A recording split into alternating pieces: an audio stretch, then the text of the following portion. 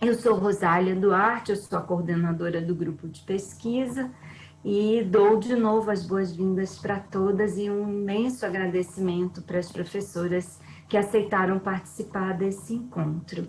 Na verdade, nossa grande preocupação agora é entender como estão sendo as atividades educacionais remotas, como os professores estão lidando com elas, como as famílias estão lidando com elas, como as crianças estão lidando com elas, e a cada uma dessas perguntas a gente tem uma pesquisa associada. Então, Joana é a anfitriã desse encontro, Joana Millet, é doutoranda do grupo e a pesquisa dela é sobre a atuação dos professores, como eles estão lidando com isso, como eles estão enfrentando os muitos desafios que envolvem esse momento que a gente está vivendo, que a gente nunca imaginou viver, que é sobretudo de ter que acolher crianças tão pequenas. Essa conversa é especialmente sobre crianças de séries iniciais, né, especificamente de alfabetização. Então, nunca imaginamos que em algum momento da nossa vida tivéssemos que atender online ou em atividades remotas crianças tão pequenas. Então, esse é o debate do desafio que estará em debate nessa conversa que a gente tem hoje.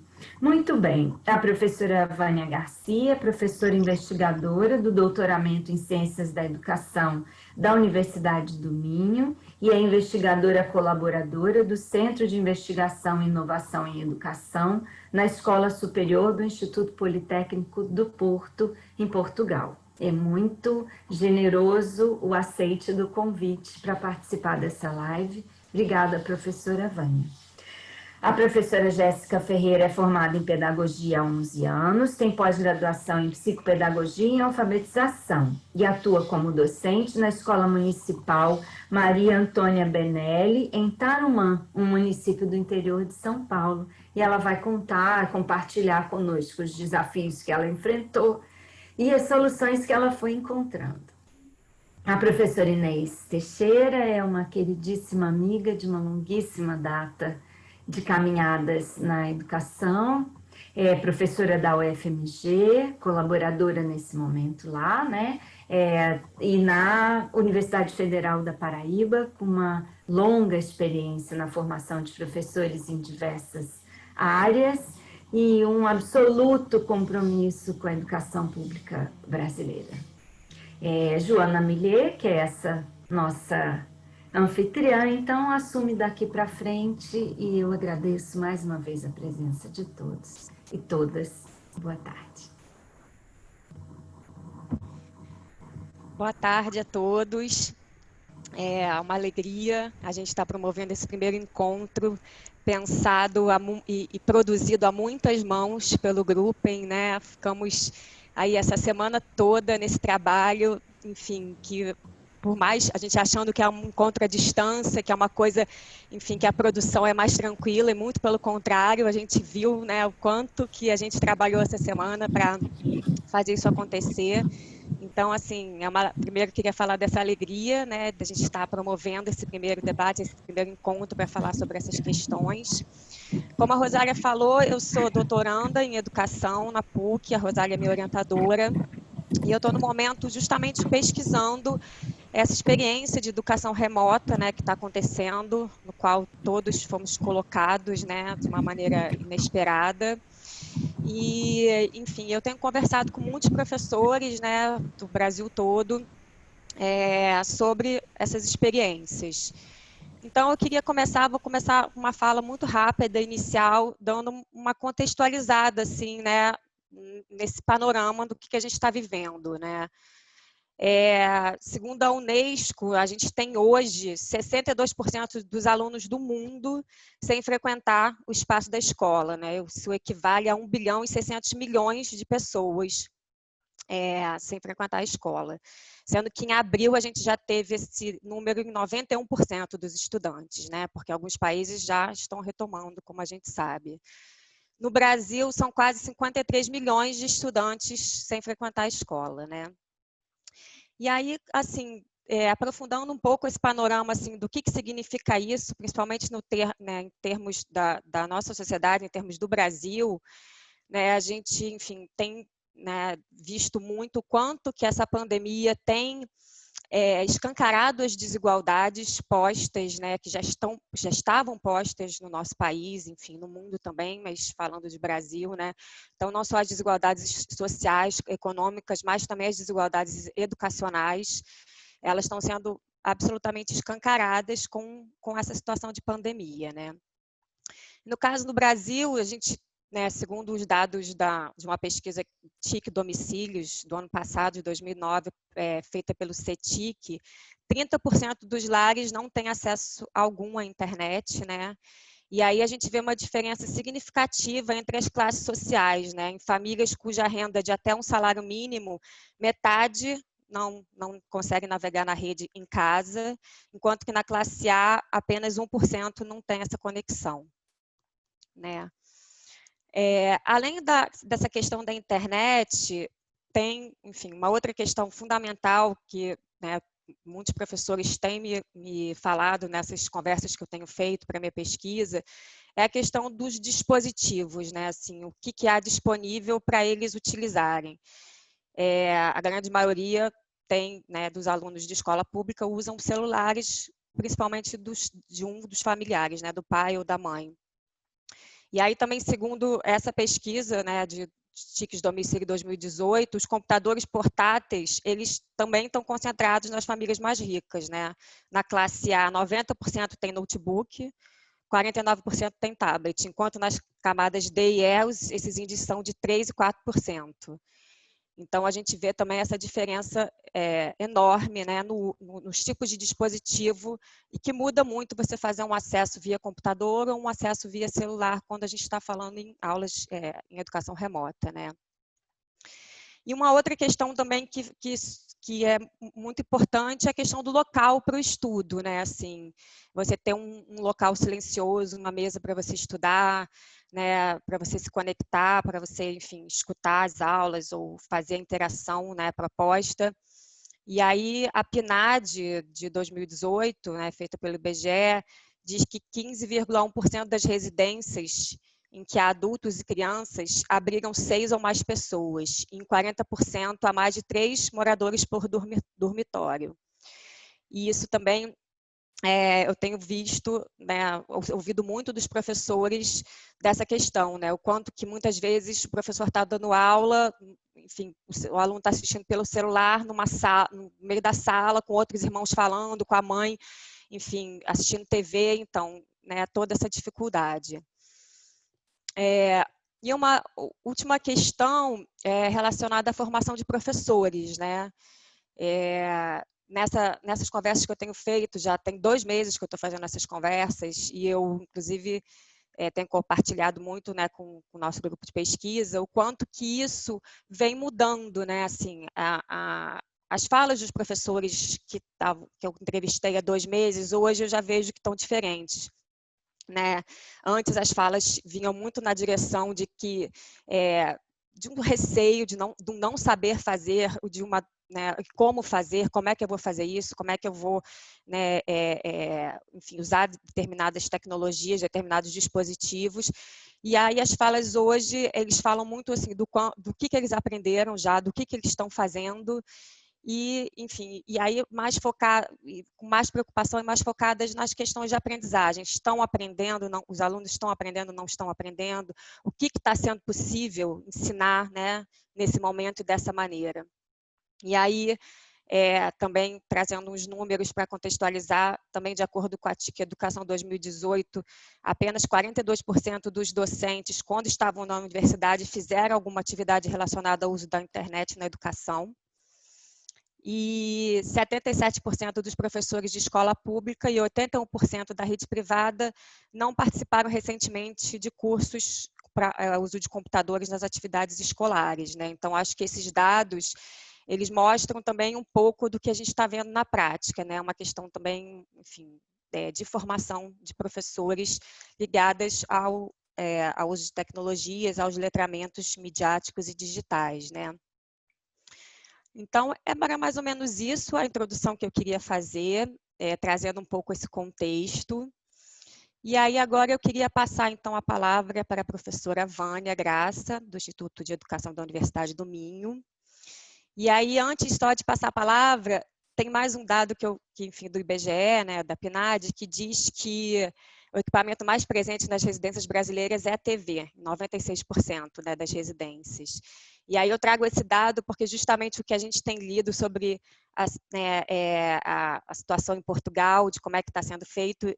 Portugal tem, né, feito um projeto de telescola através da TV, inclusive foi muito compartilhado recentemente o presidente de Portugal, né, que deu uma aula através da TV. E aí, enfim, eu chamo então a professora Vânia para contar um pouco para a gente como é que está sendo essa experiência lá em Portugal. Eu não consigo, exatamente, eu não estava a conseguir ligar o meu som. Então, antes de mais, boa tarde a todos. Agradecer mais uma vez o convite que me foi endereçado. Dizer-vos, em primeiro lugar, que é muito bom esta roda de partilhas, este debate, porque de facto há um facto que é esta pandemia e as mudanças que isto causou na educação. Claro que eu aqui venho mostrar a perspectiva de Portugal, que é aquela que bem conheço. Digam-me só se conseguem ver.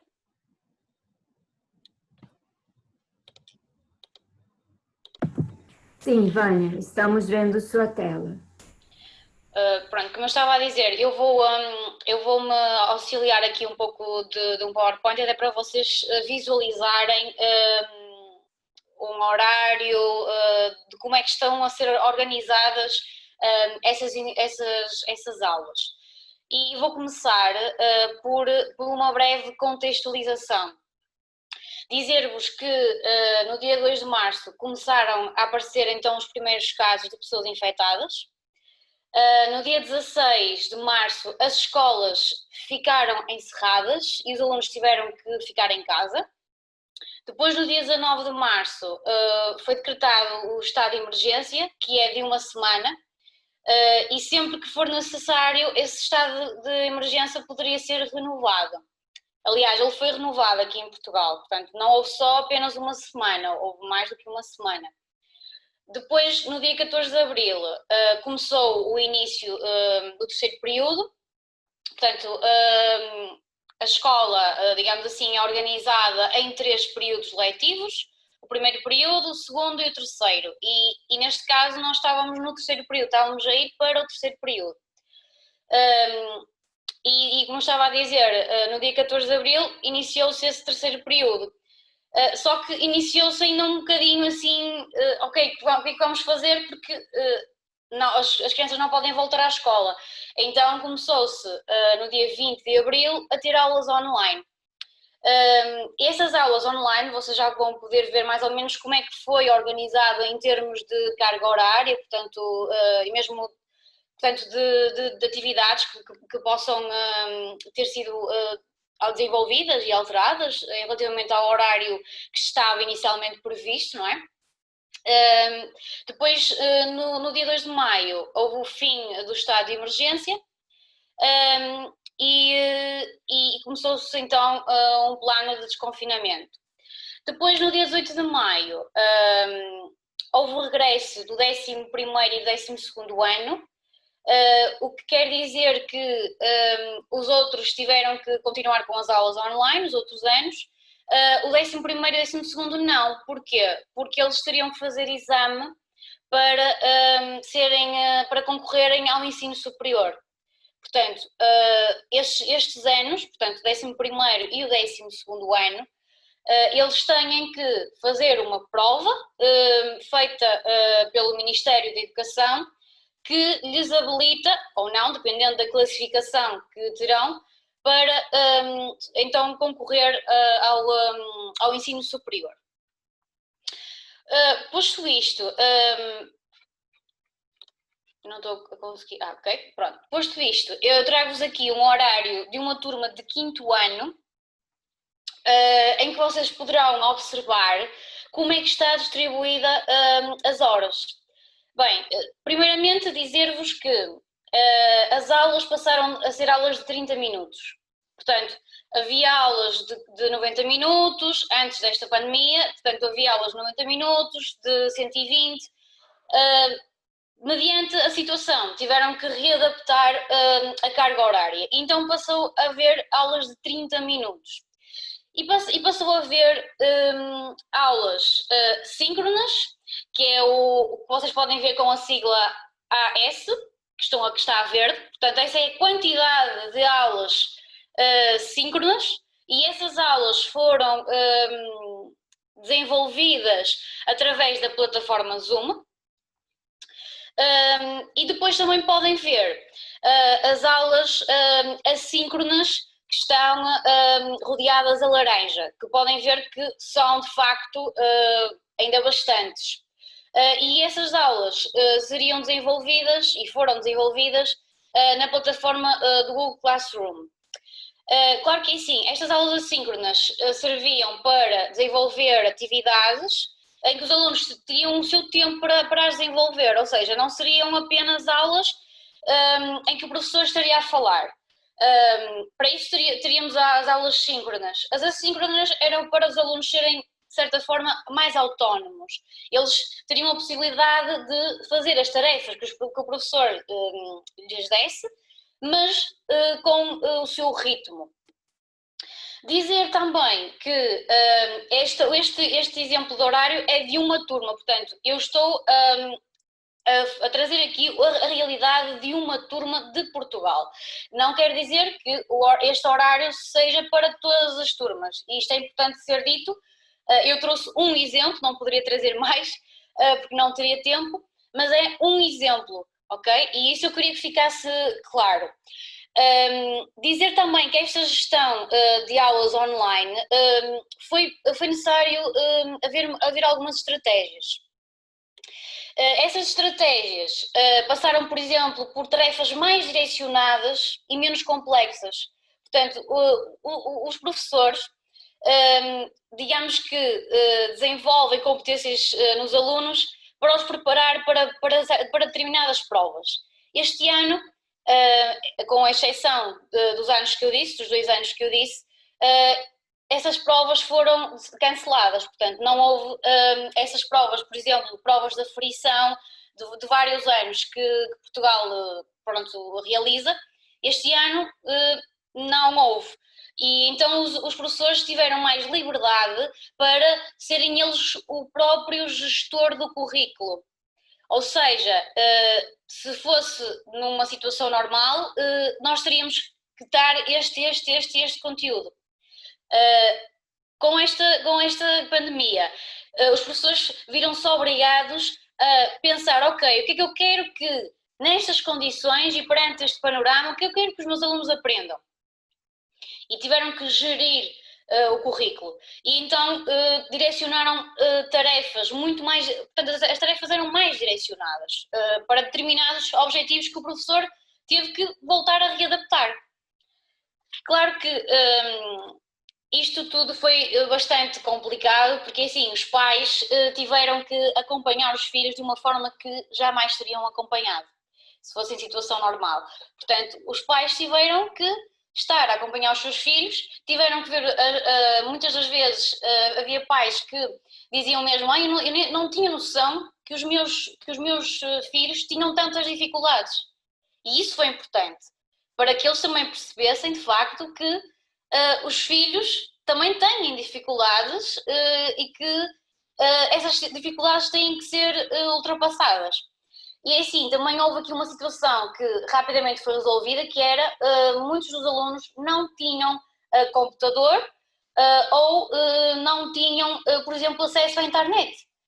Portanto, nós não estávamos preparados para isto, obviamente, não é? E isso foi uma das questões que, de facto, tivemos que dar a volta, que foi o facto dos alunos não terem, por exemplo, vamos imaginar, vou dar um exemplo muito prático, uma família que tenha três filhos, em diferentes anos de escolaridade, com diferentes horários, e só ter, por exemplo, 2 computadores, os pais, de certa forma, foram um bocado obrigados, digamos assim, a conseguir esse terceiro computador para o terceiro filho, que também tinha que ter aulas online e que tinha que seguir, portanto, a planificação do professor, as tarefas e desenvolver essas coisas todas. Portanto, temos que, de certa forma, saber dar a volta por cima. E eu acho que Portugal deu muito bem a volta por cima, nomeadamente porque Portugal fez uma coisa extraordinária na minha perspectiva, que foi o facto de ter o estudo em casa. Pronto, que vocês podem ver, o estudo em casa foi desenvolvido para todos os anos de escolaridade, menos ensino superior, obviamente. Portanto, o horário é este. Cada aluno, portanto, cada turma, cada ano teria a sua disciplina, não é? E foi feito desta forma. Muitos dos professores, para além de terem que dar aulas aos seus alunos online, foram extraordinários, porque foram voluntários para que fosse possível este estudo em casa. Ou seja, eram professores que não tinham de todo formação para estarem em frente a uma câmara, em frente a uma câmara de televisão, obviamente. Eram professores que estavam habituados ao contacto com os seus alunos, estavam habituados a falarem com os seus alunos, e eles aqui tentaram fazer o melhor que podiam. E eu aí acho que foi de facto um complemento. Portanto, estes conteúdos televisivos que foram passados neste canal de televisão, que é a RTP, foram um complemento ao ensino à distância e, portanto, ajudaram também, de certa forma, os professores neste ensino à distância. Claro que muitas críticas surgiram e digo-vos uma coisa, acho que foram críticas muito pesadas, porque assim, são professores que não têm qualquer formação para estar em frente a uma câmara de televisão, não é? Portanto, estão habituados ao contacto com os alunos e não tinham que estar, não é? Eles tentaram fazer o melhor que podiam e alguns comentários, de facto, por certos gestos, pronto, que já são intrínsecos a um determinado professor ou por certas atitudes, foram logo um bocadinho criticados. Eu acho que nós devemos dar uma salva de palmas a esses professores, porque eles tiveram a coragem, não é? E para além desta parte, não é? Portanto, deste estudo em casa, eles ainda teriam que ir para as suas aulas com os seus alunos. E isso acho que é de facto de louvar. Terminando já também a minha apresentação, dizendo só uma coisa muito importante também, e que ajudou bastante neste ensino remoto, foi de facto as diretoras disponibilizaram gratuitamente os seus recursos. Não é? Portanto, nomeadamente a Lei de Educação, com a aula digital, e também a Porta Editora com a escola virtual. Portanto, constituíram aqui também uma ponte que serviu para que os alunos conseguissem, para além das aulas, poderem trabalhar autonomamente e irem a estas plataformas e exercitarem e compreenderem aquilo que se calhar não foi compreendido em aula. Acho que foi muito importante. Dizer que os alunos, de facto, gostam da tecnologia, sem dúvida alguma, mas eu sinto que eles necessitam de brincar, ou seja, necessitam de ir para a escola e verem os seus colegas contarem coisas que se passou no fim de semana. Acho que, ok, eles adoram essa parte da tecnologia, sem dúvida, mas falta-lhes esta parte, não é? Do contacto afetivo, do contacto físico, que é, para mim, e nos relatos que eu tive a oportunidade de ouvir, são essenciais. E naturalmente que para nós professores este cenário, ou seja, digamos, estes modelos que nós tínhamos em mente antes da pandemia, com certeza que mudaram, porque de facto nós fomos obrigados, de certa forma, a repensar os modelos educativos. o modo como nós estávamos a ensinar. E, portanto, isto para nós também foi um desafio. Foi um desafio para todos. Mas para nós, enquanto professores, foi um desafio enorme, porque estávamos habituados a que nos dissessem temos que utilizar as tecnologias, mas foi preciso vir um vírus para nos obrigar a isso. E isso é de facto para pensar. Pronto, termino assim a minha intervenção. Espero que tenha cumprido o tempo, tentei ao máximo. Tá ótimo, professora Vânia, muito obrigada. Queria só lembrar a todos que quem tiver questões para enviar, né, depois dessa primeira fala, as palestrantes vão responder as questões, e aí é só mandando pelo chat, que aí, enfim, depois a gente vai encaminhar por aqui, tá? Só fazer um pequeno comentário, a professora Vânia falou dessa questão, né, do afeto e do contato. Nessas entrevistas que eu falei que eu tenho feito para minha pesquisa, isso é uma unanimidade, assim, né? Do que está sendo mais importante de ser promovido nesse momento através das tecnologias com essa questão do distanciamento, né? A todos os professores e professoras respondem isso, né? A questão do contato, do afeto, enfim, de manter essa interação com os alunos em primeiro lugar. Bom, né, nessas entrevistas que eu fiz, eu conheci a professora Jéssica Ferreira, quem eu chamo agora para falar. Eu entrevistei ela para minha pesquisa e depois disso a gente manteve um contato pelo WhatsApp e ela, enfim, me manda volta e meia questões, enfim, e compartilha um pouco do que ela tem feito. E ela é uma professora, como a Rosália falou, alfabetizadora, e que traz ainda, né, um desafio maior, alfabetizar as crianças, né, enfim, nesse contexto. E aí eu queria chamar então a professora Jéssica para agora contar um pouco para a gente da experiência dela. Boa tarde, obrigada pelo convite novamente. Então, sou professora alfabetizadora, sou apaixonada pela alfabetização. Há 11 anos trabalho com alfabetização e vou contar um pouquinho como está sendo aqui na minha cidade, na minha escola. Com o início da pandemia, nós começamos o movimento de teletrabalho lá no dia 23 de março até o dia 3 de abril. Esse teletrabalho aconteceu com atividades impressas e orientações através do grupos com os pais através do WhatsApp. Depois foi trazido para frente o recesso escolar para que a gente tivesse um tempo maior para se pensar em estratégias de como a gente caminharia dali para frente.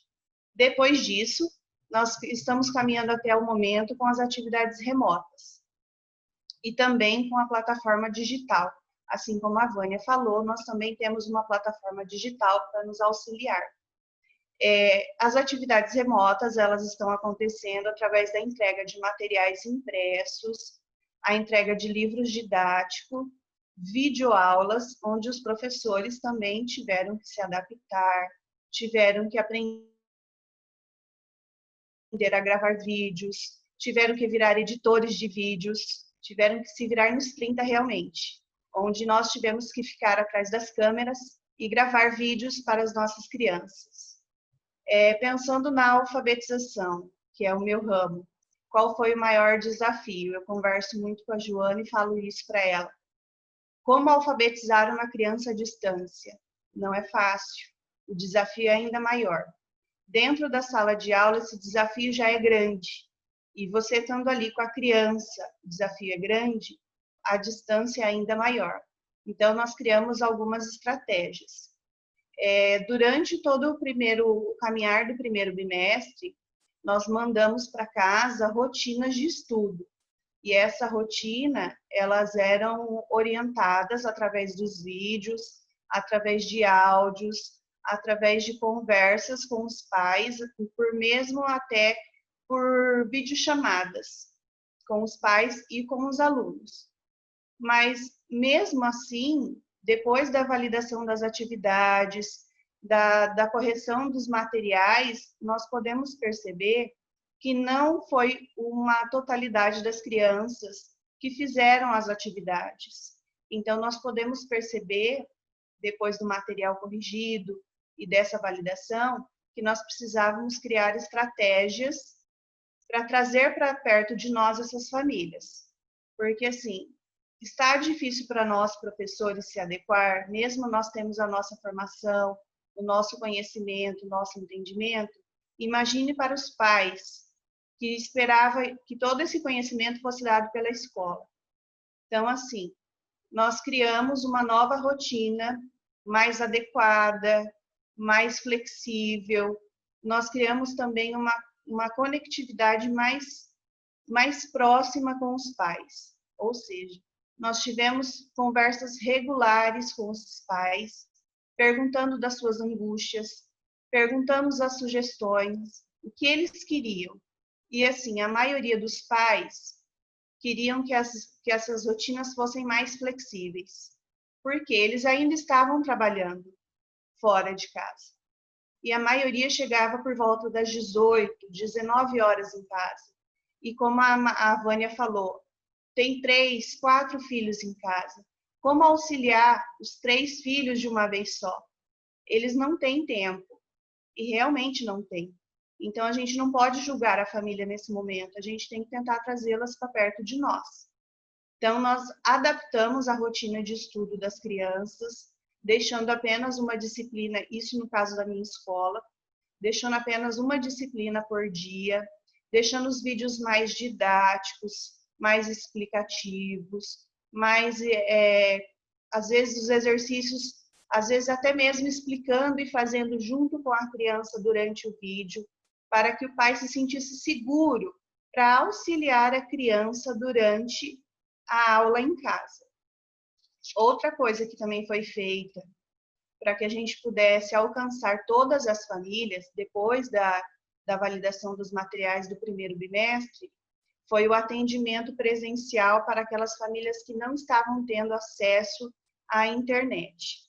Então, com todas as normas de segurança, está tendo atendimentos presenciais na escola para aqueles alunos que não tinham acesso à internet. Então, eles estão tendo atendimento com os profissionais da educação, que são os agentes de apoio aqui da nossa cidade, da nossa escola, com máscara, com álcool gel, com distanciamento, mas eles estão sendo acompanhados 2 vezes por semana para que não fiquem sem fazer as atividades. Nós não estamos deixando que a família não faça parte dela, mas nós estamos garantindo que ele também tenha um aprendizado nesse momento de isolamento social. Outra coisa também, que eu falo muito para a Joana, e ela ficou surpresa quando eu falei, foi dos avanços que eu percebi com a minha turma. E ela falou assim, mas você conseguiu ver avanços nesse tumulto de coisas? E eu falei que sim, foi possível perceber avanços. Mas o avanço foi possível porque nós conseguimos entender a família. Nesse momento não é momento de julgar aquele pai que não fez a tarefa durante a semana. Não é momento de julgar aquela família que não tem acesso à internet. É momento de trazê-los para perto de nós. Então, assim, eu consegui já perceber avanços na minha turminha de primeiro ano. Lógico que não é o avanço que eu teria na sala de aula. Não é esse avanço que eu quero também perceber. Mas é o avanço emocional da minha criança. Eu já começo a perceber que a minha criança já está mais calma, já não está tão agitada frente a esse isolamento de ficar em casa o tempo todo. Eu já começo a perceber que a minha criança já está mais calma para começar a entender que ela precisa de uma rotina de estudos. E ela entendendo que ela tem uma rotina de estudos, ela vai começar a entender que ela vai ter um aprendizado. Então, assim, eu tenho relatos de mães, vídeos, que elas me mandam assim, olha, meu filho começou a ler, ele está lendo pequenas palavras, minha filha está começando a ler, minha filha está começando a fazer cálculos. Isso com o professor, receber um vídeo, um relato de uma mãe à distância, é muito gratificante.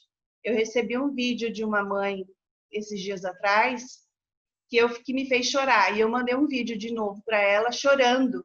Eu falei assim para ela, você me emocionou, porque no vídeo ela fala que quando tudo isso passar, ela quer dar um abraço em todos os colegas, ela quer dar um abraço na professora e ela quer voltar a estudar na escola.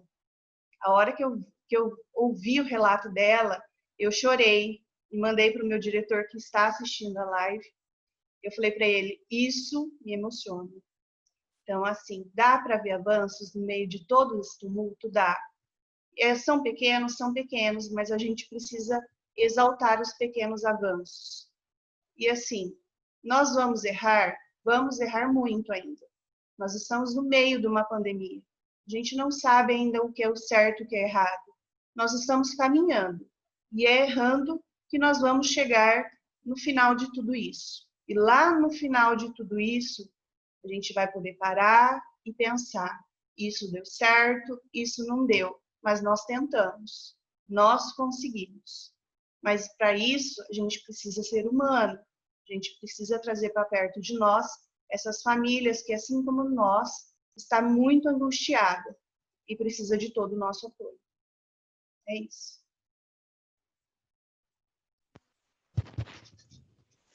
Obrigada, professora Jéssica.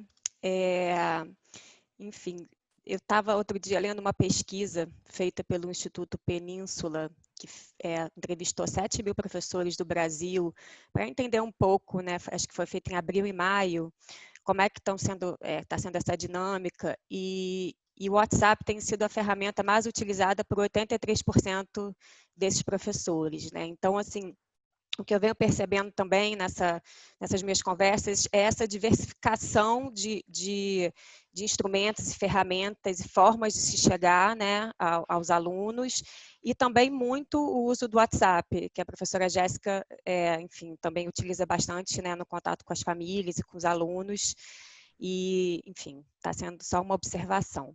Então, seguindo, eu queria então chamar agora a professora Inês Teixeira para fazer considerações, por favor.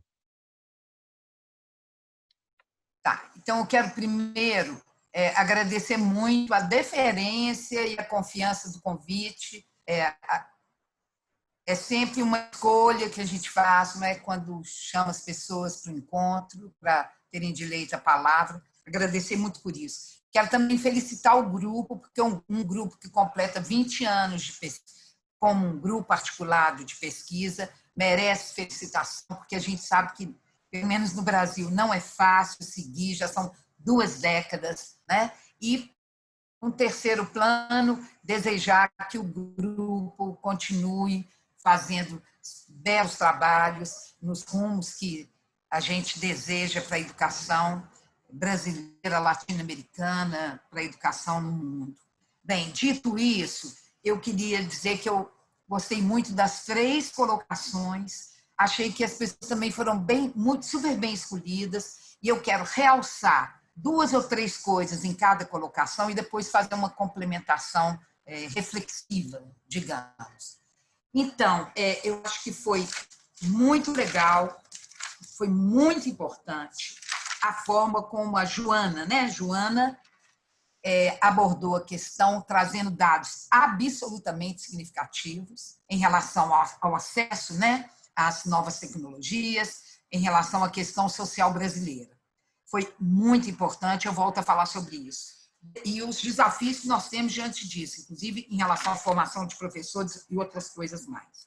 A experiência de Portugal me parece muito interessante, sobretudo, conheço pouco, né, ouvi a intervenção da Vânia. Agora, o que eu acho que a gente precisa prestar muita atenção é nesse uso que eles estão fazendo da televisão, que talvez seja uma saída para o Brasil. E o Brasil, né, nós temos uma tradição de Paulo Freire, que nem televisão não era. O Paulo Freire alfabetizava na região campesina, nas roças, levando rádio, levando a cartilha, porque, né, lá nos idos dos anos 60, né? Então, eu achei isso muito curioso em Portugal. E, enfim, e na fala da Jéssica agora, completamente comovente, Jéssica, né? Que vocês estejam experimentando coisas com seriedade, sobretudo a sensibilidade para compreender a família. E isso é absolutamente crucial. Dito isso, eu quero trazer alguns elementos para nós pensarmos. Primeiro, falar do lugar de onde eu tenho mais de 40 anos pesquisando professores da educação básica, né? Embora eu só tenha sido professora de educação básica 1 ano na rede estadual de Minas Gerais. Segundo, eu falo lugar de quem vive a pandemia com 70 anos, tá? Então eu estou no grupo de risco, completamente isolada, mas vivendo uma experiência muito intensa como pessoa, e é claro que a pesquisadora, socióloga, né, eu trabalho com sociologia da educação, não sai de mim, é que eu estou isolada há 3 meses com meu filho, professor do ensino médio, rede privada em Minas Gerais, professor de sociologia como eu, e sua esposa do Ministério Público, portanto, os dois trabalhando em casa com uma criança de 2 anos e 8 meses. Então, eu fiquei com eles exclusivamente para ajudar na labuta diária, com apartamento grande, quer dizer, condições ambientais muito fáceis. Bem, isso trouxe para mim uma série de indagações. Por último, nesses 3, já vão para 4 meses, eu trabalhei também no programa de pós-graduação em educação na Universidade Federal da Paraíba, com trabalho remoto, com aulas online. Nunca fui uma pessoa ligada e que tenha gosto pela tecnologia. Eu nasci nos anos 50, eu prefiro o papel, o livro, eu prefiro o contato físico, mas tive que aprender, ainda sou muito analfabeta nisso, mas, sobretudo, com os colegas, conseguimos, acho que fizemos uma boa disciplina. Conforme já falou, eu acho que ela teve muito melhor presencial, mas penso que aprendemos muito. As 2 professoras, que a gente dividia a disciplina, e eu. E vou falar em cima dessa situação, de quem está vivendo em vários lugares, atentos, todos esses lugares, atenta à condição docente. Então, muito rapidamente, esse momento de pandemia nos tocou em bases estruturantes da nossa vida pessoal e social. Tocou em bases estruturantes do nosso cotidiano e da longa duração na história. O problema da pandemia chega no cotidiano da nossa casa, chega no sono, chega na alimentação e, ao mesmo tempo, é um problema para as grandes estruturas sociais e para o desenvolvimento do capitalismo e da globalização, etc. Tem 3 elementos absolutamente estruturantes de uma vida pessoal, coletiva, individual, coletiva. Ela altera a nossa dimensão de tempo, de espaço e a responsabilidade. Eu vou fazer uma pergunta minha, primeiramente, antes de olhar para essas daqui que foram enviadas. Eu queria que, enfim, a professora Jéssica e a professora Vânia falassem um pouco dos aprendizados com essa experiência, né? Assim, o que vocês acham que se vai levar disso para quando a gente puder retornar à escola, assim, né? Como é que essa experiência vai impactar, né, esse retorno, pensando na educação? E aí, lembrando, assim, que, enfim, da gente limitar o tempo mais ou menos 3 minutos para cada um, para a gente poder depois fazer outras perguntas. Quem pode começar? Pode ser a professora Vânia?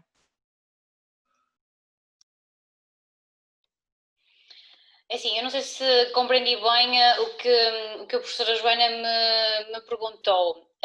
Eu julgo que me está a perguntar como é que vai ser depois, que aprendizagens é que os alunos vão levar para o próximo ano letivo, é isso? Não. Que aprendizagens os professores, enfim, corpo docente como um todo, né, que está vivenciando essa experiência, vai levar depois para a sua prática, né? Quais são os impactos que isso vai ter na educação quando a gente retornar às escolas? É mais pensando, enfim, vocês, professores, né, e não nos alunos. É assim, o que eu acho, e assim, vou falar na minha perspectiva. Acho que nós, enquanto professores, aprendemos imenso com esta transformação toda, porque nós tivemos que. Acho que aqui nós somos verdadeiramente gestores do nosso currículo, quer dizer, às vezes ouvimos muito falar na literatura, que o professor deve ser o gestor do seu currículo e que deve ser ele a geri-lo. mas muitas das vezes isso quase que não é possível, não é? Porque nós estamos tão focados nos programas e em tudo, e muitas vezes nós esquecemos o processo de aprendizagem, que deve ser um processo ativo. E eu acho que o professor teve que voltar a repensar realmente nas suas práticas. E assim, eu acho que, e quero acreditar que sim, embora às vezes tenha algumas dúvidas, que é, no próximo ano letivo, o professor que foi transformado durante a pandemia será o mesmo? Ou será, ou vai continuar, ok, eles pensam, ok, isto foi um episódio, eu tive que me adaptar, mas ok, vou voltar tudo outra vez como era antes. Custa-me, e eu não quero acreditar nessa ideia, mas mediante aquilo que eu conheço, a nível de professores, e que tenho falado com os professores, é que alguns deles ainda não estão familiarizados com a tecnologia. Eles foram obrigados a utilizá-la. E isso ainda é um processo que ainda vai demorar muito tempo. Não são 4 meses, nem 5 meses. Isto vai ser um processo que vai demorar a ser implementado, mesmo para aqueles professores que acham que, ok, vai chegar o próximo ano letivo e eu vou implementar. Não, porque isto requer tudo trabalho. E alguns professores querem ter esse trabalho, querem formar-se, querem pensar na aprendizagem ativa dos alunos. Há outros que, na minha perspectiva, não. E, portanto, eu acho que vai haver aqui estas duas situações. Uns que vão, ok, isto foi, digamos, o gatilho para promover práticas com a integração das TIC, mas vai haver outras pessoas que vão estagnar e vão encarar como se fosse apenas um episódio. E que tiveram que se adaptar a esse episódio, não é? Portanto, essa é a minha perspectiva. Tá certo. E você, professora Jéssica? Então, igual a Vânia falou, eu acredito que não seremos os mesmos. Nós vamos usar, eu acho que muito mais a tecnologia daqui para frente. Somos seres adaptáveis. E da mesma forma que estamos nos adaptando até agora, até o momento, continuaremos nos adaptando. Eu acho que a tecnologia veio, estamos aprendendo a lidar com ela. Não foi fácil, não está sendo fácil, mas eu acho que será uma nova ferramenta, um novo meio para as nossas aulas. Então, não será algo que ficará de lado dentro das nossas aulas. Será algo participativo dentro do nosso planejamento escolar. Eu vou então fazer uma das perguntas que foram feitas aqui. Daqui é para as duas responderem. Como vocês veem a fragmentação do conhecimento nesse momento de pandemia, considerando os limites de uso da tecnologia dos alunos e professores? Então, pensando no conhecimento, né? Quando a gente pensa qual conhecimento a criança está adquirindo nesse momento, fica difícil pensar, porque eu estou enviando para casa um material, eu estou enviando para casa um conteúdo para ela estudar, mas eu não tenho garantia de um aprendizado. Então, nesse momento, foi o que eu falei anteriormente, eu preciso ter garantias de que ela tenha um convívio, de que ela esteja com o emocional dela bem. Mas medir um conhecimento nesse momento não dá. Eu não tenho como medir, porque eu não sei se é o irmão mais velho que está ajudando e de que forma que ele está ajudando ela a fazer essa atividade. Eu não sei de que forma que o pai está fazendo essa atividade com a criança. Eu tenho pais no meu grupo da escola, né, da família, que são professores. Dessa maneira, eu sei que eles têm um contexto melhor para auxiliar os filhos. Porém, eu tenho pais da mesma maneira que são analfabetos. Então, eu tenho as duas vertentes do mesmo grupo. Então, como eu posso avaliar o conhecimento do meu aluno nesse ponto, fica difícil. Então, o que eu tenho que garantir ali é que o meu aluno receba a aprendizagem que eu estou tentando oferecer para ele e da melhor maneira. Agora, medir um conteúdo, medir ali, não, eu acredito que não tenha como. Eu concordo com o que a Jéssica disse.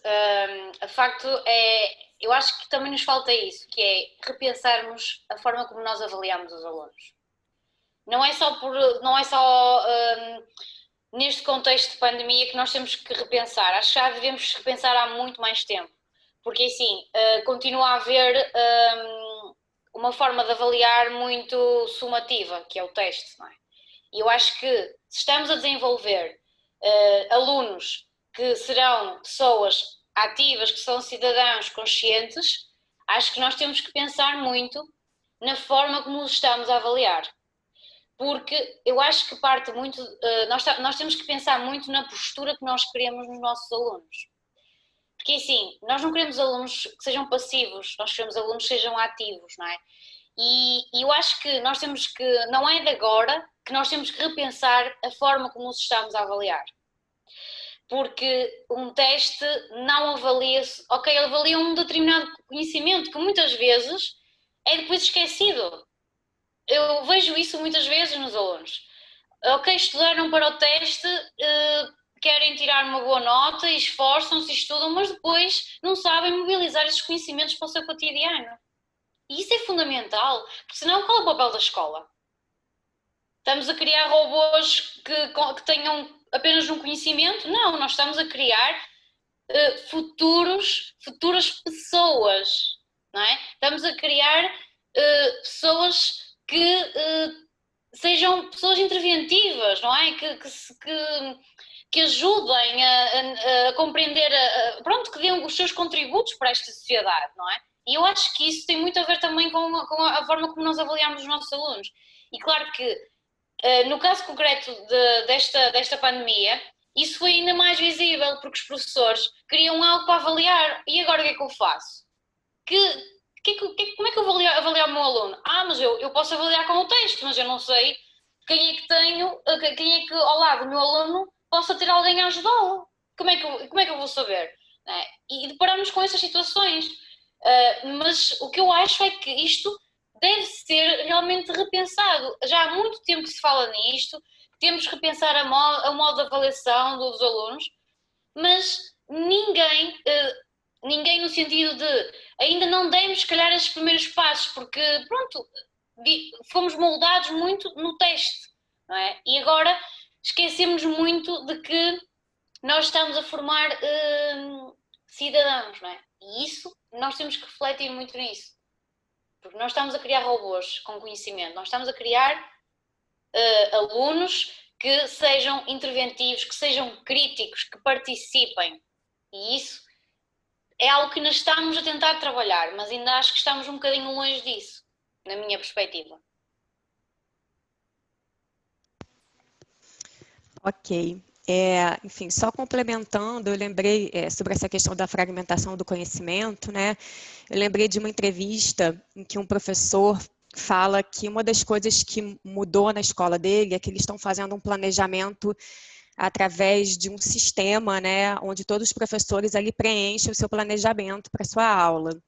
E aí ele fala o quanto que isso mudou muito essa interação entre os professores e propiciou uma interdisciplinaridade, né, que antes não acontecia, porque os professores não tinham muito tempo, enfim, nem espaço para essa troca. Então, que ali, como ele conseguia ver o que o outro professor estava planejando, né, estava ali muito claro para todos, né, um documento que todos acessam, e que isso passou a ser possível. Então, ele traz isso como um dos ganhos que ele vê, né, que se pode levar para depois dessa pandemia, e falou, eu não quero mais assim, deixar de utilizar essa ferramenta, porque está sendo fundamental, aí ele contando que está trocando com os professores, está combinando, né, assim, coisas entre si, para justamente promover essa interdisciplinaridade. Bom, tem uma questão relacionada ao currículo, né? Que foco deve ter o currículo nesse momento, né? A antiga normalidade, um currículo suprimido, adaptado ao contexto atual ou as interações entre os alunos?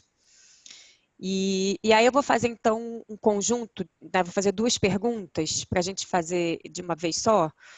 E a outra é como o professor pode ajudar a minimizar as desigualdades de acesso à tecnologia.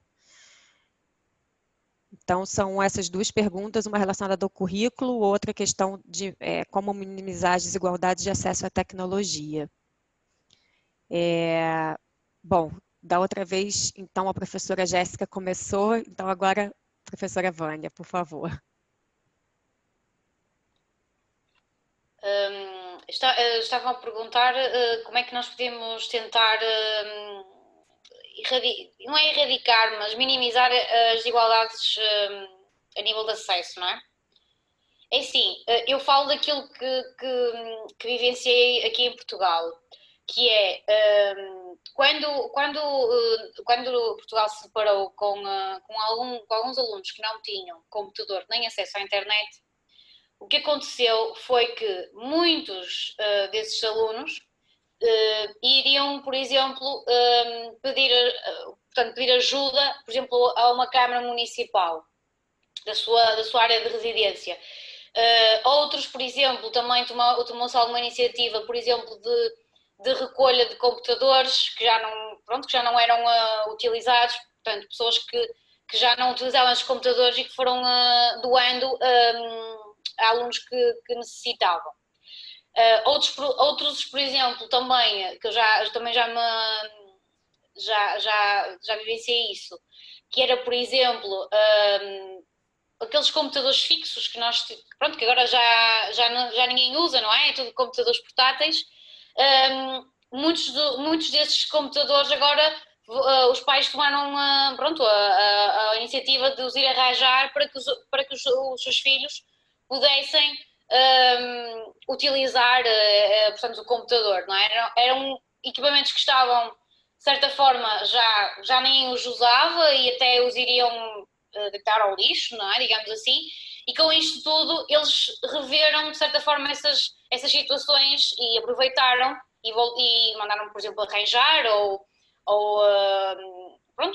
a nível do sistema e isso tudo, para que os alunos tentassem todos terem esse acompanhamento dessas aulas à distância.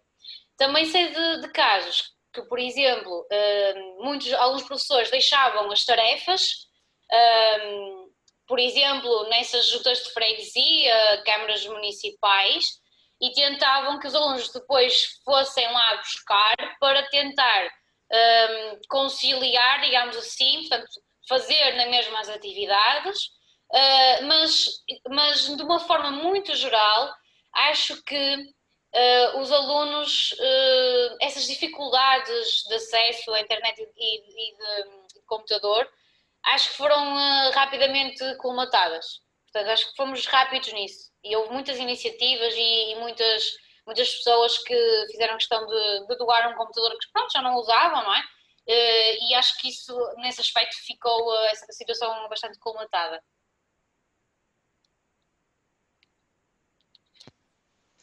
Tá certo. Acho que então a professora Jéssica pode responder essa questão relacionada à questão das desigualdades de acesso, e depois a gente retoma a questão do currículo, que acho que também fica muita coisa, as duas questões juntas são assuntos diferentes, né? Então, vou trazer um pouquinho da realidade da minha escola. Nós temos 285 alunos, se não me engano, na escola. Quando nós fizemos um primeiro levantamento de quantas crianças tinham acesso à internet e quais meios elas tinham esse acesso, nós pudemos constatar que somente 12 crianças não tinham acesso à internet.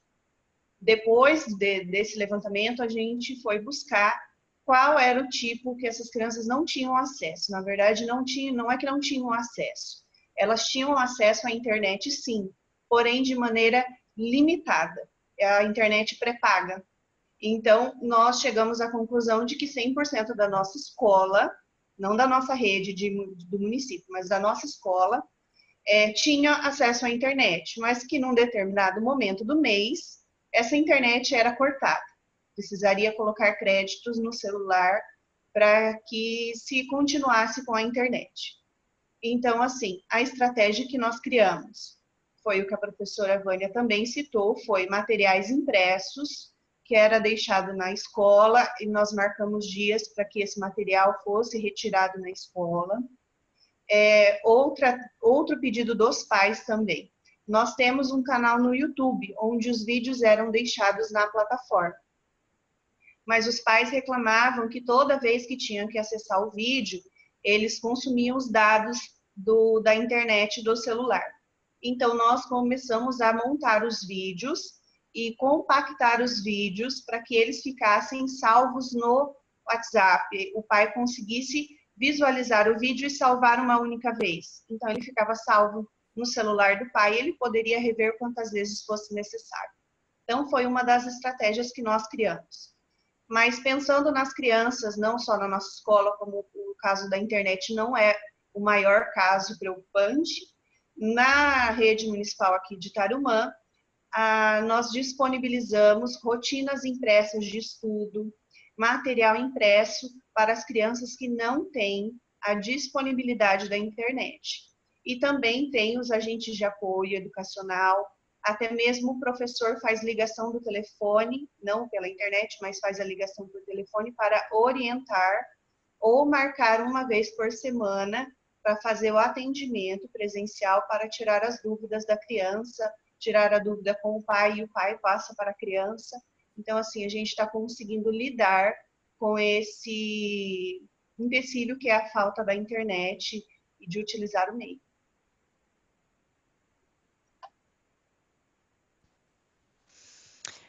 Certo. A outra questão era relacionada ao currículo, né? Se, enfim, que escolhas, enfim, se foram feitas escolhas, né, para esse momento, ou se manteve o currículo anterior, né, enfim, o que seria mais importante para esse momento, né? E aí tinha uma terceira opção que é focar na interação entre os alunos, né, adaptar ou continuar com o currículo anterior. E aí, peço então que agora a Jéssica comece, por favor.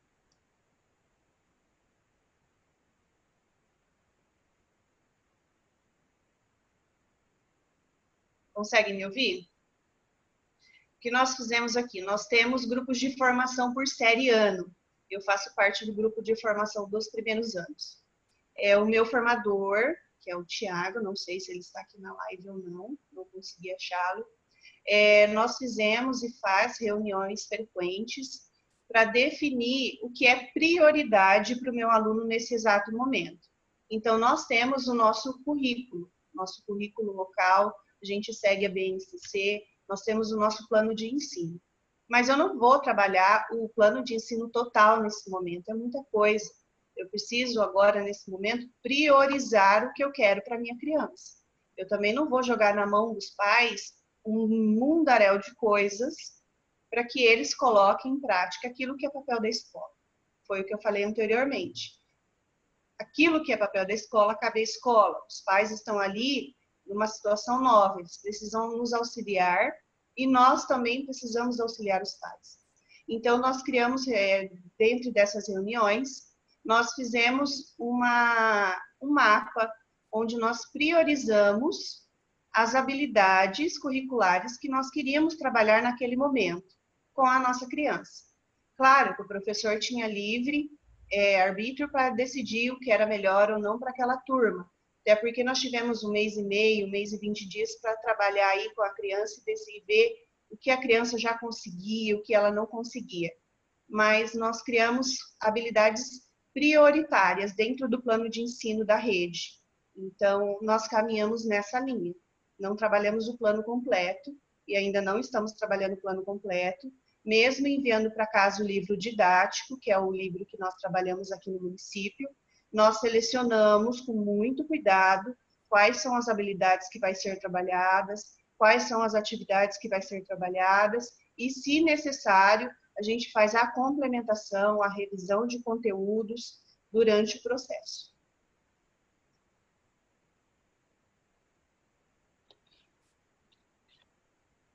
É assim, eu concordo com o que a Jéssica disse. Acho que assim, costumo agora acrescentar alguma coisa, porque acho que ela foi tão completa naquilo que disse, porque de facto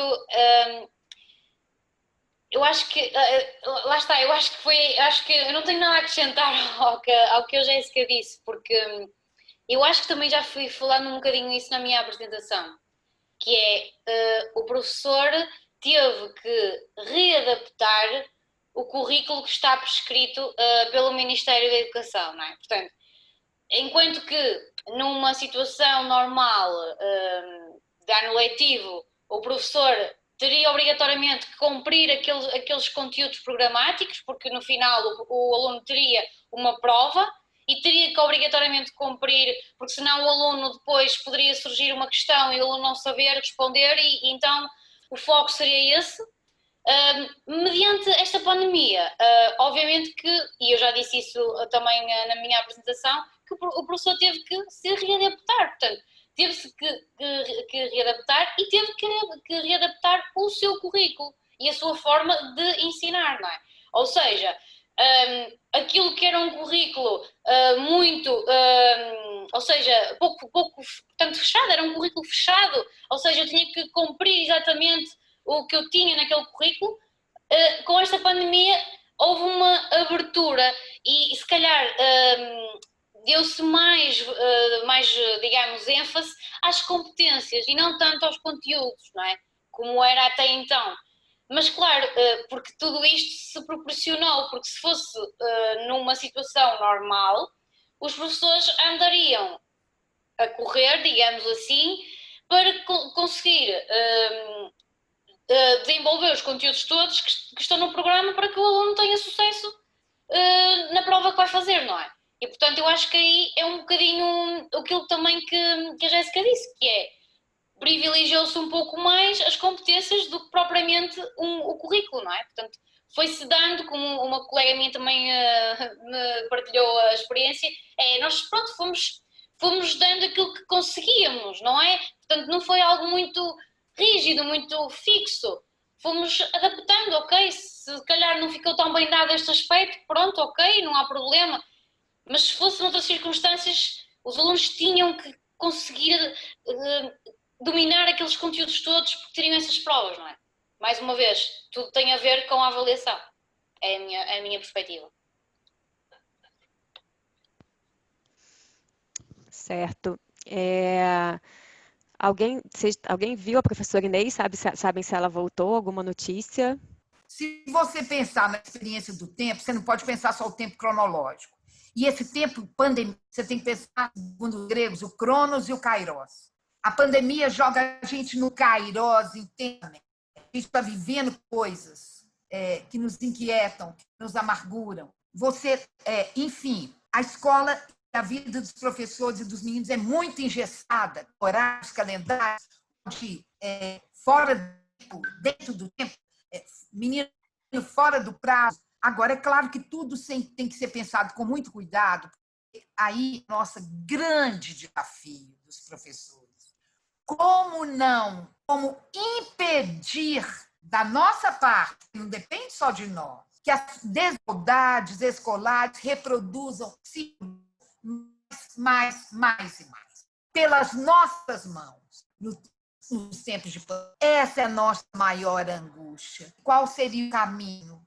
Esse que nós estamos fazendo aqui, a gente conversar sobre ele o máximo. A Jéssica falou que, finalmente, eles estão se encontrando. Esse é o caminho. A tecnologia, como tudo na vida social, ela, tanto ao isso, demais, assim como assim, o tempo ela precisa a gente se comunicar, perto. Imagina, a Vânia lá em Portugal conversando com a gente. Então, essas coisas têm me angustiado e eu só vejo um caminho da gente junto conversando nas coisas, pensando em escala, né? Porque no caso do Brasil, é simples, nós temos um vírus aqui embaixo, uma peste no governo,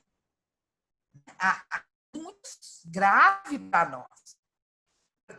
O Brasil é isolado, não vou falar. A minha pergunta é essa: o que cabe aos docentes, o que cabe aos pesquisadores da pós-graduação nesse momento, no sentido de impedirem que as desigualdades sociais, perdão, as desigualdades escolares se multipliquem pelas nossas mãos? Portanto, pensar em avaliação, pensar em dar nota para os estudantes dessa. Agora, vai ter jovens que, né, imagina, em vez de ele ficar o dia inteiro fazendo nada, ele faz alguns exercícios. Agora, jamais pensar em calendários, em semestres, a mesma coisa que a gente pensava antes. Numa situação anormal, os nossos parâmetros temporais não vai ser menino atrasado, tem que ver o tempo da pandemia e ele dentro das possibilidades dele. Os professores, meu receio é de que estejam ficando muito sobrecarregados. Muito sobrecarregados.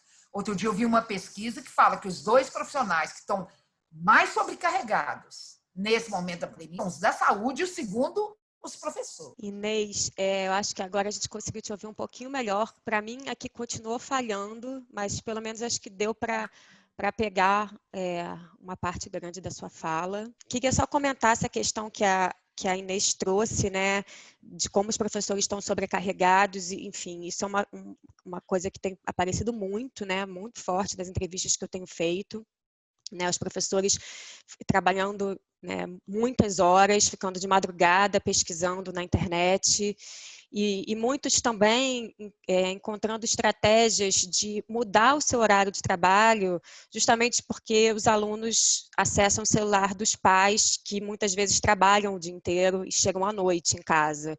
Então, para poder tirar dúvidas desses alunos, eu, por exemplo, conversei com os professores que trocaram o horário de trabalho para o turno mais noturno, para poder justamente estar disponível para esses alunos que só conseguem essa interação com os pais à noite, né? Com a escola, com os professores à noite. Bom, deixa eu só... Tá, temos aqui mais algumas perguntas. Tem uma aqui voltada para a Vânia, querendo saber um pouco como é que está sendo organizado esse retorno às aulas em Portugal, né? Enfim, eu sei que vocês já estão retornando aos poucos, né? E estão perguntando se há um rodízio de alunos por turma ou dias da semana, como está ocorrendo. Assim, daquilo que eu tenho conhecimento, o que aconteceu foi que os únicos alunos que foram retomando progressivamente a escola foram aqueles que eu disse, 11º ano e 12º ano, porque teriam esses exames nacionais, que nós chamamos de exames nacionais, para poder concorrer ao ensino superior. Porque é uma prova de admissão que tem que ser feita, portanto, essa aí não deu para nós eliminarmos, digamos assim. Quanto relativamente ao próximo ano letivo, aquilo que eu tenho conhecimento é que já se está a preparar uma progressiva adaptação das escolas, mas é assim, essa adaptação falam muito em, por exemplo, um número restrito de alunos, por exemplo, uma turma que tem 21 alunos, reduzir o número de alunos, portanto, ou seja, ser turmas mais pequeninas. Mas ainda, lá está, ainda não há dados, portanto, a nível do Ministério da Educação, que nos permite ainda saber em que circunstâncias e em que termos é que se vai fazer esse regresso progressivo dos alunos à escola. Sei que agora, como nós já terminamos o ano letivo, claro que já estamos a pensar no próximo, mas ainda não temos algo concreto, digamos assim. Sabemos que queremos fazer essa retoma progressiva dos alunos à escola, mas ainda estamos, digamos, como se costuma dizer, a palpar terreno, não é? Portanto, ainda estamos a ver o que é que poderíamos fazer. E isso é aquilo que eu conheço, que tenho conhecimento. Ok, obrigada. a gente, enfim, eu acho que a gente pode pegar mais uma pergunta, que é uma pergunta ampla, para depois dar tempo, que o combinado é que essa live seja até as 5 horas, né? Então, acho que para depois dar tempo de todo mundo fazer uma fala de encerramento, acho que a gente pode responder mais uma pergunta e depois partir para essas falas de encerramento. Então, tem uma pergunta aqui que tem a ver com uma perspectiva de futuro, que diz, professoras, como vocês veem a continuidade do ano letivo? Né? No caso, aqui no Brasil, a gente está no meio do ano letivo, né? Portugal é diferente. Devemos fazer uma avaliação diagnóstica para tentar ter elementos para planejar a continuidade, ou vamos planejar todo o conteúdo para ser trabalhado no segundo semestre e no próximo ano? Então, é um pouco essa ideia de como pensar esse futuro, né? Enfim, para o retorno. Então, nós ainda não temos uma previsão, né? O governador colocou setembro, mas ainda não é uma data definida. O que eu penso na alfabetização? Avaliar a criança logo quando ela chegar na escola é muito cedo, né? Até porque nós, quando voltarmos, será gradativamente, não será com a sala toda. Mas a avaliação diagnóstica, ela vai acontecer sim, né? Ela vai acontecer porque é o que dá parâmetro para nós, professores, poder trabalhar com a criança. Mas nós não vamos fazer um planejamento onde nós vamos colocar nesse planejamento uma enxurrada de coisas.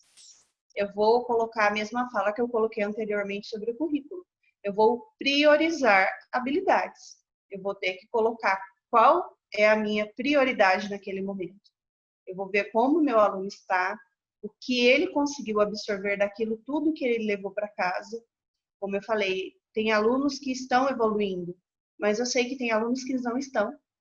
Isso eu tenho ciência disso. Então, eu preciso caminhar com a sala dessas duas maneiras. Eu vou dividir a sala ao meio, vou trabalhar com aqueles que estão trabalhando, com aqueles que evoluíram, com aqueles que não evoluíram? Não, eu não vou fazer isso. Até porque a gente sabe que eu não tenho uma sala homogênea. Eu vou trabalhar como eu sempre trabalhei, dando o remedinho em doses para cada um. Então, eu tenho que pensar em cada um. Então, o meu planejamento ele vai ser mais minucioso, ele vai ser mais criterioso nesse momento. Então, eu vou ter que repensar, vou ter que replanejar, eu vou ter que priorizar as habilidades que eu pretendo naquele momento. Eu não vou colocar no meu planejamento o currículo todo, vamos supor que a gente volte em setembro. O que eu tenho de setembro a dezembro? Eu não vou trabalhar todo esse conteúdo de uma vez só. E às vezes eu não vou conseguir trabalhar o que eu tinha para 3 meses. Eu vou pegar o conteúdo de um mês e vou colocar ele destrinchado em 3 meses. E olha lá, eu não sei como a minha criança vai retornar. Eu não sei como vai ser o emocional dessa criança quando retornar. Então é uma nova readaptação. Não tem aquele caso da criancinha, do bebezinho que faz a readaptação na creche? Essas crianças vão se readaptar novamente na escola. Então, eu preciso olhar para essa criança mais atentamente. Não vou pensar nesse momento sobre avaliação, sobre conteúdos. Isso é papel do professor, é papel do professor. Mas eu tenho que pensar num ser que está ali e que é igual a Vânia falou. Eu preciso criar essa criança para o futuro, não somente para fazer uma avaliação lá na frente. Então, eu preciso replanejar com muito cuidado, replanejar, readaptar o meu currículo, pensar em quais habilidades seriam prioridade nesse momento do retorno das aulas. Eu acho que aquilo que a Jéssica disse, acho que vai mesmo ao encontro daquilo que eu penso. Eu vou falar no meu caso particular. Eu sou professora do primeiro ciclo, mas também sou professora do segundo ciclo de Português e História e Geografia de Portugal. Uma disciplina, principalmente a História, que os alunos não gostam muito, porque de facto pensam que a disciplina é uma seca, digamos assim. E porquê? Porque o próprio professor, nas suas práticas, e eu observei muito isso, ainda recorre muito à memorização dos factos históricos e não na compreensão. Ou seja, foca-se muito no programa, nas habilidades digamos, nas habilidades, ou melhor, nos conhecimentos que o aluno tem que ter, e não naquilo que é, para mim, essencial, que é o aluno sair de uma aula de história e perceber e relacionar os vários factos que aprendeu na aula, mas perceber como é que eles têm efeitos no presente e no futuro. O meu projeto de investigação de doutoramento tem muito a ver com a consciência histórica dos alunos. Como é que eu, através das tecnologias e de algumas metodologias que vou utilizar, consigo desenvolver de facto a consciência histórica dos alunos? E só por si, a consciência histórica já é algo muito complexo de ser trabalhado, ainda para mais com a ideia de que os alunos têm de que a história de facto é apenas para memorizar, é decorar. E o que é que os alunos fazem? No momento da avaliação, o que fazem é, digamos, despejar, desculpem o termo, mas é mesmo isto, e dito por eles, é despejar a matéria, portanto, aquilo que têm que saber para aquele teste, sabem, têm a nota que têm e depois não sabem mobilizar isso para o seu cotidiano, não é? E acho que é isso que é importante, é nós percebermos que estamos a desenvolver e a formar cidadãos que devem ser ativos e críticos e que percebam que, e agora estou a puxar um bocado a brasa para a minha sardinha, digamos assim, que é uma expressão portuguesa, estou a puxar muitas coisas para o meu lado porque sou de história, é compreender como é que a história nos pode ajudar a ser esses cidadãos críticos e participativos na sociedade. Porque a história, aparentemente, e dito por muitas pessoas, por muitos alunos, digamos assim, não serve para nada, mas ela serve para muita coisa. Nós, professores, é que temos que mostrar aos nossos alunos qual é, de facto, a função social da história. E não nos limitarmos ao currículo fechado. Não é? E eu acho que é isso, acho que é essa forma é esse o desafio que os professores têm. Estou a falar de história, mas posso falar de matemática, ou seja, acho que deve haver essa relação entre aquilo que o aluno aprende e aquilo como é que ele pode mobilizar esses conhecimentos que aprende para o seu cotidiano. Porque senão, como eu digo, estamos a formar robôs que têm conhecimento e que, como se fossem quase telecomandados, não é?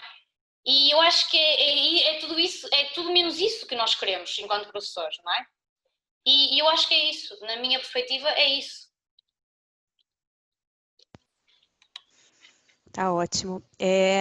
Antes de convidar a Rosália para fazer o encerramento, queria só comentar aqui com vocês. Tem alguns comentários que não são perguntas, mas foram comentários feitos pelo chat que colocaram aqui para mim. Muita gente parabenizando o trabalho da professora Jéssica, outras pessoas falando como a professora Vânia traz reflexões muito importantes sobre essa realidade de repensar sobre o currículo e avaliação, principalmente, né?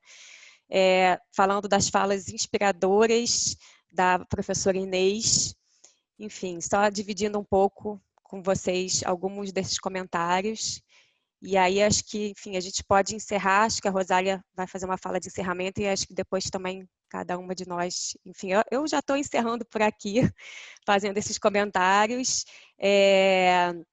enfim, agradecendo muito a participação, né, das professoras Vânia, Jéssica e Inês, e, enfim, dizendo o quanto foi rico nessa troca. Acho que é muito importante, né, a gente tá ouvindo outras experiências, né, tá trocando com outros professores, enfim, aprendendo, né, uma das coisas que também eu ouvi muito dos professores que eu estou entrevistando é o quanto tem havido um aprendizado entre pares, né? Quantos professores estão aprendendo uns com os outros nesse momento, muito mais do que anteriormente, porque estão trocando muito. Então, acho que encontros como esse são fundamentais, né, para isso.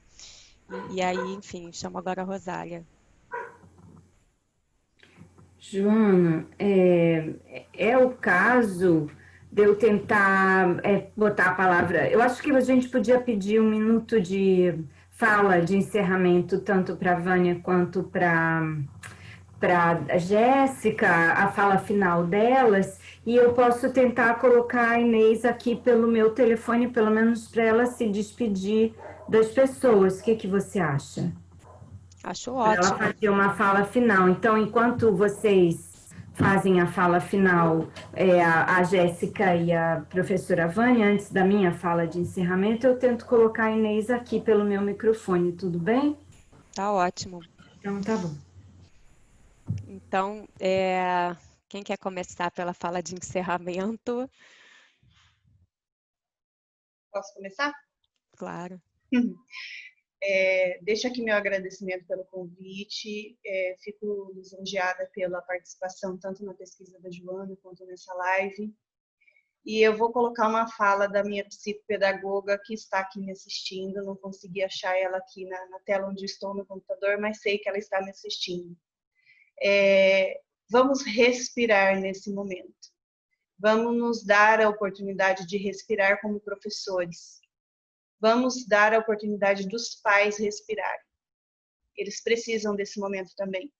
E nós, como formadores dos filhos deles, nós precisamos dar essa oportunidade para as crianças.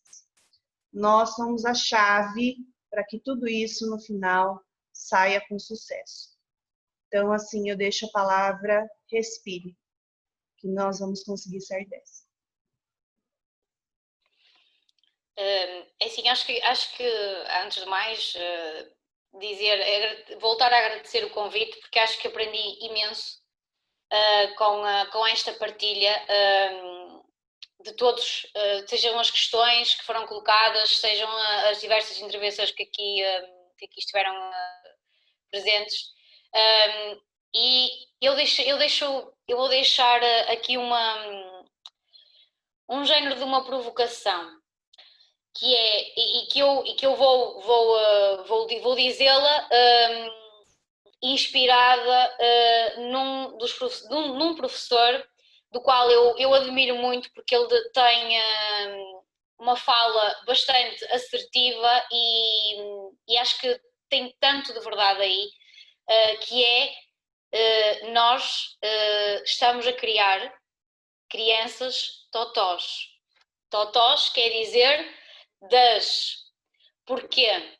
Porque muitos de nós estamos cingidos a um currículo que é prescrito pelo Ministério da Educação, neste caso em Portugal. E esquecemos-nos que nós temos que desenvolver nos nossos alunos essas habilidades que tanto falamos aqui, essas competências, e não eles serem apenas um depósito de informação, de conhecimento. E o professor, se vocês um dia tiverem a oportunidade de ver, eu acho que a forma como ele fala é de uma forma tão direta e tão atual, e que nós muitas vezes achamos que é algo muito distante, mas não é. E ele diz, o professor Carlos Neto diz que nós temos que deixar as nossas crianças brincarem. As nossas crianças não brincam, porque estão absorvidas com imensas horas num horário que tem imensos conteúdos, que tem imensas, ou seja, que são exigidas imensos conteúdos, imensos conhecimentos, que nós, muitas vezes, professores, nós esquecemos dessa parte. E nós devemos perguntar-nos a nós mesmos: que crianças é que eu estou a formar? E deixo essa questão, e se tiverem a oportunidade, vejam vários vídeos que tem na internet sobre esse professor, que eu acho que é de algo que nós muitas das vezes achamos que não é connosco. Não, eu não sou assim. Nós somos assim às vezes. Nós estamos a criar essas crianças que são totós, que não estão preparadas para a sociedade que nós estamos a viver. E não envolve só a tecnologia, envolve outras competências que são necessárias desenvolvermos nos nossos alunos. E eu acho isso essencial. Portanto, deixo-vos esta provocação e aconselho-vos a ver o professor Carlos Neto. Obrigada mais uma vez. Então, eu espero que a gente tenha outras oportunidades e eu vou tentar ser bem sintética nas minhas preocupações. Esse momento ele provoca abalos em várias direções, desde as grandes estruturas do capitalismo, da questão ambiental, até as nossas vidas cotidianas. Temos abalos na nossa forma de sociabilidade, na social, na nossa organização temporal. As desigualdades sociais se radicalizaram. Em menos de 4 meses, nos Estados Unidos, no Brasil, em muitos países, o desemprego se tornou muito maior. Muitas pessoas não sabem se vão comer amanhã. Até mesmo setores médios, muita gente desempregada, muita gente não sabe se vai ter corte de salário. Então, é um momento muito difícil. Os professores estão metidos nesse meio aí. E aí, com uma responsabilidade, esse é o nosso desafio, estou reiterando minhas palavras, que as desigualdades sociais estão aumentando, elas certamente aumentarão as desigualdades escolares, nós já estamos vendo e sentindo. Agora, uma parte das desigualdades escolares pode depender de nós, outra parte não depende de nós, depende das estruturas sociais. Então, como fazer para que a escola, as famílias, os meninos, agora no trabalho remoto ou na volta, não sejam mais prejudicados. Agora, ao mesmo tempo, os mais pobres, né, os que têm mais dificuldade, ao mesmo tempo, nós também, os professores, não podemos ser completamente prejudicados. E agora eu tento amarrar tudo nessa discussão que eu falava, a experiência do tempo. Muito cuidado. Eu acho que os professores temos que ter para não ficar o dia inteiro trabalhando. Nós temos que criar protocolos para os professores, não tem os protocolos médicos, por exemplo, não podemos dar mais de tantos minutos de aula, não podemos receber tarefa sexta para estar pronta segunda, não podemos receber tarefa hoje para daqui 45 horas. Não podemos, os estudantes não podem e os pais fazer contrato conosco qualquer hora que querem na vida. Enfim, eu acho que é um momento que a gente pode sair muito melhor. Mas é muito perigoso esse momento também. Porque se a gente não cuidar de tudo isso, e se nós não nos cuidarmos juntos para poder cuidar dos meninos, nós vamos ter não só o adoecimento do vírus, mas outras formas de adoecimento, que já são muito presentes nos professores e podem ficar maior. Muito, muito, muito cuidado com os currículos e as temporalidades. Os meninos, eu gostei, achei linda a frase da gente. Eu não sei como a minha criança vai ter retornar. Maravilhoso, Jéssica. Primeiro você não falou de aluno, você falou de criança. Nós não temos aluno. Isso é a sociologia funcionalista que inventou esse negócio de papel social. Inventou não, existe mesmo, mas nós não podemos reduzir a criança ao aluno. Linda a frase, Jéssica, não sei como a minha criança vai voltar. Muito bem, a sua criança não é só aluno. Os nossos meninos, repetindo a Miguel Arroio, têm trajetórias humanas e trajetórias escolares. A escola não pode ser fonte de desumanização e de mais sofrimento para a família e para os meninos nesse momento. E uma das sensibilidades, certamente, que nós vamos ter que desenvolver mais é radicalizar no nosso entendimento das diferenças. Meninos tiveram experiência diferente que estão tendo da pandemia. Um passando fome, o outro mais abrigado, o outro conseguiu acompanhar as aulas, o outro não conseguiu. Acabei de ouvir a Vânia, isso mesmo, eu não sei se entendi tudo, nossos meninos têm direito de brincar. A escola não pode ter outro sofrimento na vida desses meninos. O currículo não é o principal. O currículo tem que ser, o principal é o afeto, o menino sentir-se acolhido e cuidado para ultrapassar esse tempo tão difícil para todos nós. As crianças, é claro que estão tendo algum nível de sofrimento. O adolescente, é claro que está com nível de sofrimento. Uma das características do tempo que nós estamos vivendo, eu falava antes, nós não sabemos se tem futuro, nós não sabemos que dia vai acabar, nós não podemos abraçar os outros. Olha, o professor não pode contribuir para tornar esse processo, que já é tão difícil, mais desumano e mais cruel. E a gente tem que estar junto para não aceitar corroborar prova, avaliação. Isso é impensável agora. Os meninos têm direito à vida. Não é só a escola, primeiro a vida. Uma vida digna e feliz. Então, muito bom, Jéssica, diminuir conteúdos, algumas outras experiências que a gente vai ouvindo. Então, outra coisa, fixe os professores. Eu vi uma pesquisadora do Canadá falando outro dia, a coisa mais difícil que ela está achando de tratar agora com adolescentes, né, com crianças, ela é da biologia, é discutir questão ambiental sem os meninos perderem a esperança. Então, tudo ficou pequeno agora. Tudo ficou pequeno. Sabem as letras, não sabem as letras, diante da necessidade da acolhida. Nossas crianças, nossos jovens não podem ser deixados à deriva e a escola não pode ser o lugar de mais violência, desumanização e crueldade com eles. Então nós vamos sim continuar ensinando, mas esse momento pede dos professores mais humanidade, mais compreensão, igual a Jéssica falou lindamente. Nós não queremos julgar os pais, nós temos que compreender o que se passa com os pais. Um momento que ninguém escolheu, né? E eu tenho certeza que nós vamos ser capazes disso.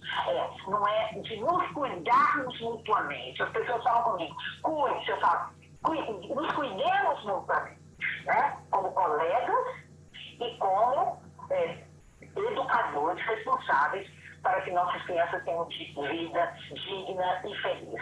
Não vai ser a ditadura do calendário, a ditadura do bimestre, do semestre, que vai nos fazer ter práticas com as crianças que elas sofram mais. Né? Então, mas eu tenho certeza que nós vamos conseguir, os professores têm esperança. Agradeço de novo pela oportunidade. Espero entrar na continuidade das lives aí do grupo, quando entrar. Vou ouvir a gravação de hoje, né? Porque eu perdi muita coisa. E me desculpe aí pelas interrupções. Muito obrigada e nos cuidemos mutuamente para a gente poder criar, cuidar com afeto, e também ao mesmo tempo com o cuidado com o desenvolvimento intelectual e cognitivo. Essas três dimensões das nossas crianças, né? A gente dá conta disso, né? Num tempo como esse, do desenvolvimento ético, moral, do desenvolvimento estético expressivo das nossas crianças, do desenvolvimento prático instrumental, né? Naquela formulação que eu vi uma vez no Boaventura, gostei muito.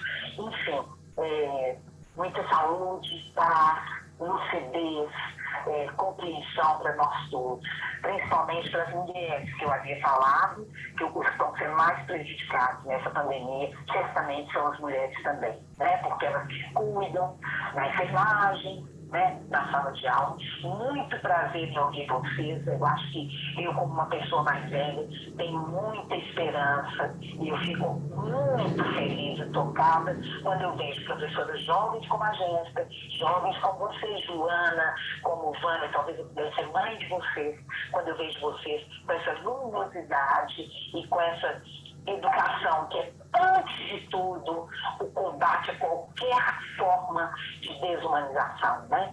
Então, que a gente dê conta dos desafios desse momento. Um beijo para vocês no coração. Aqui no Nordeste, o pessoal fala um cheiro na sua alma. Muito obrigada, Rosário. Obrigada, Inês. Muito obrigada. Agora todo mundo te ouviu. A gente devia ter feito isso antes. Até já. Um beijo. Tchau. Bom, pessoal, então, acho que me cabe encerrar esse encontro com muito agradecimento a todos e todas que estavam aqui, especialmente a essa equipe espetacular do Gruppen, Elise, Joana, Ana Luísa, Mirna, Catarina, Beth, Kelly, Érica, não sei, Mirna, não sei se eu estou esquecendo alguém mais, mas que trabalhou incansavelmente. Muito obrigada, professora Vânia, muito obrigada, professora Jéssica, muito obrigada, Joana, por ter coordenado esse evento. A gente espera que seja o primeiro de muitos encontros que a gente deseja fazer, porque é isso mesmo, né? Precisamos estar juntos, precisamos pensar juntos, qual é a saída, quais as saídas nós vamos encontrar para o problema que a gente está vivendo, que é um problema coletivo, e é impressionante o quanto os professores se empenharam, estão se empenhando, estão dedicados na solução do problema, né? O problema foi colocado na mão deles e rapidamente eles buscaram soluções e estão se virando da maneira mais impressionante possível, com o máximo de dedicação e empenho. Então, muito obrigada a todas, a todos, uma boa tarde e que estejamos todos juntos e cuidando bem uns dos outros. Eu gostaria apenas, rapidinho, de registrar a presença, que teve gente do Brasil inteiro, assim, muita gente do Nordeste. Em peso, as nossas inscrições foram aqui do Rio, né, Mesquita, Duque de Caxias, Itaboraí, Nova Friburgo, pessoal de São Gonçalo, de Belford Roxo, né?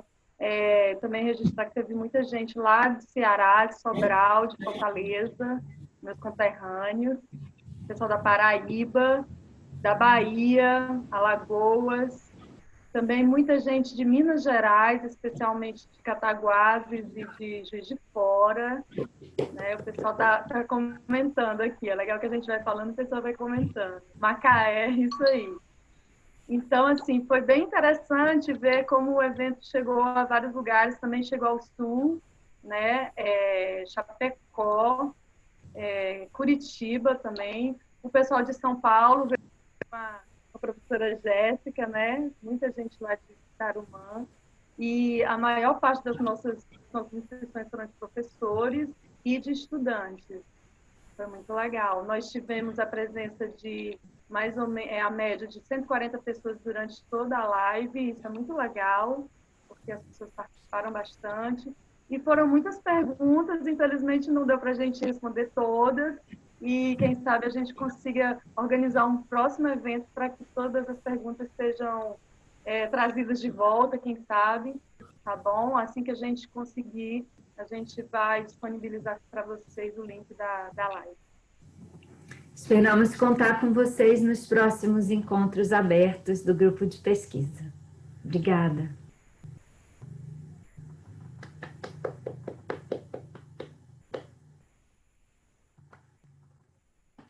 Tchau.